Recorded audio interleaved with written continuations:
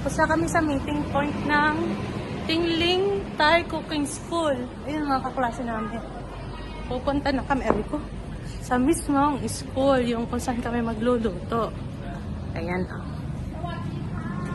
Sawadika! Kita nyo? Ang school ay malapit lang din sa kanilang meeting point. 5 minutes na walk lang. Yung mga kaklase namin.